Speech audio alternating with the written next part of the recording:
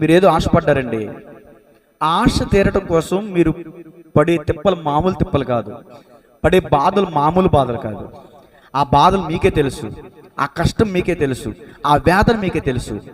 నాలంటుడు వచ్చి అంటాడు, అంత అవసరమా? ఏమంటాడు? నీకు అంత అవసరమా? అంత ఎగరలేనుడు నీకెందుకు? ఉన్నంతలో చూసుకుంటే సరిపోదా? ఉట్టిగా ఎగరలేనమ్మంట ఆకాశానికి ఎగురుతాను అందంట. ఏ నీకు అవసరమా అని అంటారు. అప్పుడు వాళ్ళు ఏం చేస్తారు?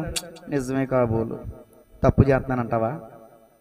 మనుషుల మాటలు వింటే అలా చేరవలసిన గమ్యాన్ని కూడా మనం చేరకుండా పోతాం. మనం ఆశపడ్డప్పుడు వాళ్ళని వీళ్ళని అడిగి ఆశపడ్డామా? ఆశపడ్డం నీ వంతు, దాన్ని తృప్తిపరచడం నా దేవుని వంతు. గట్టిగా చెప్పలు కూడా ధ్యానం మనం మహింపడతాం. ఆశగల ప్రాణాన్ని తృప్తిపరుస్తానని ఆయన అంటే నీ ఆశలు నిరాశలు చేయాలని, నీ గమ్యాన్ని నువ్వు